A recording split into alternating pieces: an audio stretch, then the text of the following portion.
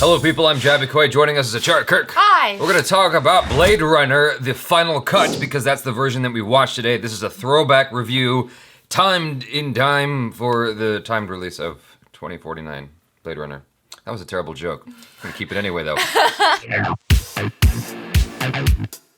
We watched the final cut, which is Ridley Scott's vision of how it should have been when it was first released in theaters back in 1982, I believe is when it came out. They re-released it in 1992, the director's cut, which added the unicorn sequence and took out the happy ending, which apparently used footage from The Shining, unused footage from The Shining, to create that ending. And then Ridley Scott went ahead again in the 2000s to create the final cut, which added more unicorn footage. Gotta love the unicorn. Yeah. I am not a Blade Runner hardcore fan, just so you guys know up front. I watched it once as a kid, and then I watched it once again when I was in my late teens, and I forgot it and watched it again just today. It's not close to my heart. It's not something I'm in love with like I am with like Star Wars or Lord of the Rings. Yeah. And so it's easier for me to critique it from a more objective perspective. That being said, I might say something that might piss off some of you guys who are like hardcore Blade Runner fans. You know what's funny though? Like, I told you that I actually watched Blade Runner quite a few times many years ago. I was part of Secret Cinema, which is a thing in the UK. If anyone's watching this from the UK, you'll know what it is, but it's basically where they take a classic movie and then people come and they create this space which is as if you were going into the world of the movie. So I actually played the owner of the replicant fish store. Okay. Which was really fun. It was like a really immersive experience. So I did watch the movie, but then watching it again, I was like, wow, I don't even really remember what happened because it doesn't really. That was a long walk for a cup of water. It doesn't really stick with you, is what I'm trying to say. It's like, I remember the visuals, I remember how cool the world looked and the set and everything like that. You asked me what happened and I'm like, oh, he's looking for replicants? Yeah, that's essentially the movie, is he's looking for replicants. I mean, that sums it up. The film starts out with for those of you who haven't seen it in a while, it starts out with a scroll basically kind of updating you on what's going on in this era in 2019.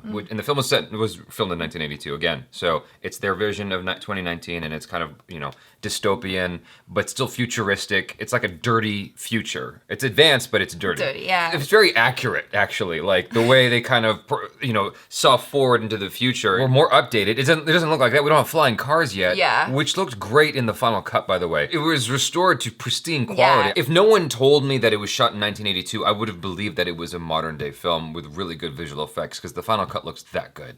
Well, even looking at the trailers and stuff for Blade Runner 2049, and from what I've read a little bit, it seems like Denis Villeneuve is being faithful to the tone and the look of Blade Runner Final Cut. Okay. Looking at it, I'm like, oh, it kind of looks similar. Looks really similar. It starts out with the scroll, like I said, talking about the future, and then you see this fire from Los Angeles 2019, and basically the setting is, you used to have these replicants. You're already getting some history. There were replicants that would like help society, kind of like Matrix.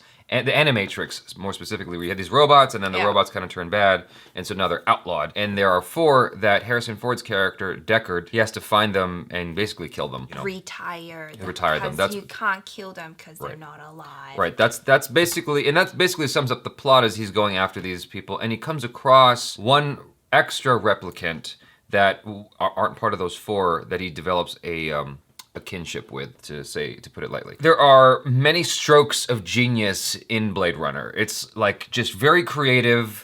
The fact that they could like envision the future this way and do it so well is pretty remarkable. The film, if I recall correctly, wasn't received well in its time, and it just gained new life with the director's cut and the final cut, and of course now with the sequel, people are going back and actually watching the original. If you go on Amazon, at least when I did, it was sold out, like you couldn't get it right away, the Blu-ray. So people are obviously excited about Blade Runner with the sequel coming out and want to, catch up on it. For me, I'm not the biggest fan of noir. Neo-noir is the term for like, modern noir films, and it's like, I'm not super into it, but I still really appreciated like how it was shot, like I said, the visual effects, the acting in it, the concepts in it were cool.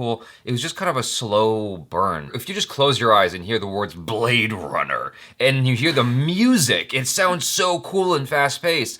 But this is like a very slow detective action movie. Not even action, it's just a slow detective film. And I knew that going into it because I remember it being slow when I tried watching it again as a kid. And I'm like, okay, all right, I appreciate it. I still appreciate this. I appreciate where it's going. What would have helped tremendously is if in the beginning, instead of a scroll, or in addition to the scroll, you see the replicants do something dangerous. Then I would have been able to empathize more with Harrison Ford's mission in the movie. But that kind of goes against what the film's point is. Part of the film's point is that Harrison Ford is behaving more like a machine than the machines are. Right. Because he's just kind of killing these people, attacking them. He's just doing his job. He's just doing his job. And he's very good at it. Yeah, exactly. Yeah. And that makes him more of a machine than them. What I would have liked is to have more empathy in general, because when I was watching it, I felt very detached from all the characters. Visually, it's stunning, but I wanted to feel something more. Chris and Roy kind of have a relationship. It's all very human things. The case wasn't made so strongly that I felt bad when they died. Do you know what I mean? I felt it, though. I didn't feel anything when Pris died. I felt more, which is ironic, I felt more when the first replicant he killed died, as she barreled through the glass. Yeah, she barreled through the glass. I mean, it just may have been the way it was shot with the slow motion and the glass breaking and all that stuff.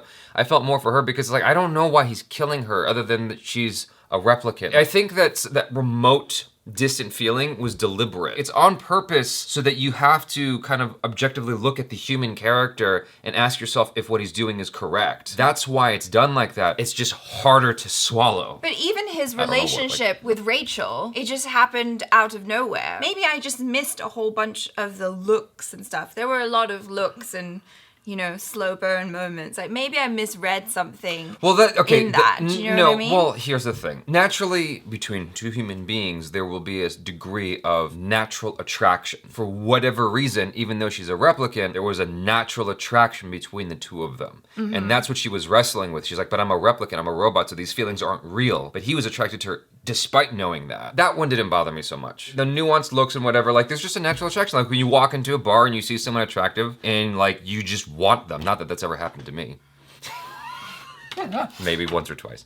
But there was obviously some kind of natural affinity they had towards each other. It's unexplained. Obviously, the film would have been better if they supplemented, like, something like that. Like, okay, well, here's why he relates to her. Here's why she relates to him. Just a little. I don't know how they could have done it. It was already a long film, so maybe it was, you know, just streamlined. But he also he probably also felt for her and identified with her human qualities because she saved his life. That might be something as well. Yeah. The emotional drive of the film, maybe it's me being used to what is the common style of narrative today, but there was nothing like emotionally taking me into the third act of the movie. It was like I only realized it was the third act from my vague memory of the film from when I was a kid and from knowing like how far into the movie we were. I'm like, oh, so this is the third act now, but nothing was emotionally taking me there. It just kind of suddenly happened. So I imagine that if I was watching it for the first time in theaters or on DVD or whatever, without any of that information privy from before, it would have been kind of a surprise that the third act was suddenly happening. I hate to compare it to this because these movies are on two completely different planes, but the way like how we enter the third act in The Mummy with Tom Cruise,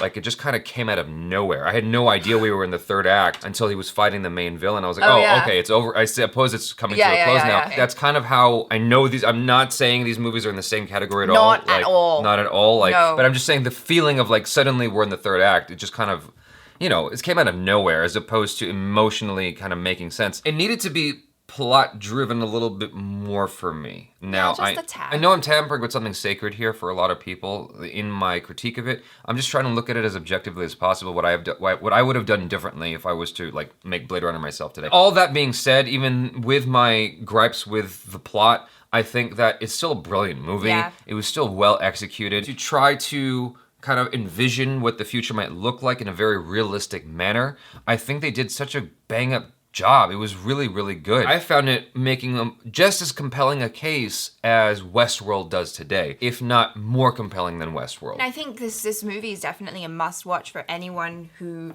is a film buff. You know, there's so much that you can get from it. Yeah. The themes, the music, the costumes, the set, the filming, like everything was stunning. There's also all that other stuff below the surface, like with the origami and stuff. The producers and Harrison Ford were in disagreement with Ridley Scott about what the ending should be. And for Ridley Scott, it should have always been that you discover or come to the notion that Deckard is a replicant himself. And the way they set you up on this is at some point Harrison Ford is able to tell that girl, the woman, Rachel, her memories that she intimately knew and didn't share with anybody. And that clued her into the fact that she was a replicant. So later on in the film, Harrison Ford, or Deckard, has a daydream of a unicorn. Later on, at the end of the film, the character played by Edward James Olmos, throughout the film, he makes these little origami things, right? And you don't know why. But at the very end of the film, what's left behind is a little unicorn origami. And that's supposed to indicate to you that he knows what is going on in Harrison Ford's head, which means Harrison Ford is a replicant himself. In the original edit, 1982, that is not a question whatsoever. It's a happy ending, and there's a lot of voiceover narrative, which was removed in Ridley Scott's version. Just like in Dark City, if you guys are familiar with that, there was a lot of narrative initially, and that was all taken out in the director's cut because the producers got worried that the audience needed more hand-holding and whatnot and needed a happy ending. Ridley Scott got his vision, and that's what the sequel is based off of, from what I understand. Yeah. It's pretty clear-cut, especially with Ridley Scott declaring it, that Deckard is a replicant himself, and he's one of the special replicants that can live longer. Like Rachel. Like Rachel. All that to say, I enjoyed Blade Runner, and it's a film I would watch again, but I do have my, gripes with it, just because of the pacing of the plot. But overall, I still really enjoyed it, and I still thought there was so much amazing, work done in it. Thanks so much for hanging out with us and listening to us yap on about this film for several minutes. Please subscribe to the channel if you haven't already. If you'd like to help support the channel, go to patreon.com/JabyKoay, and there's different tiers with different rewards there waiting for you. If you're interested in that stuff, check out ACHARA KIRK on social media. Check out other reactions, reviews, short films. I don't know why I'm pointing down here. I just assume there's links below me. I'm Jaby Koay. This is ACHARA KIRK. Peace out.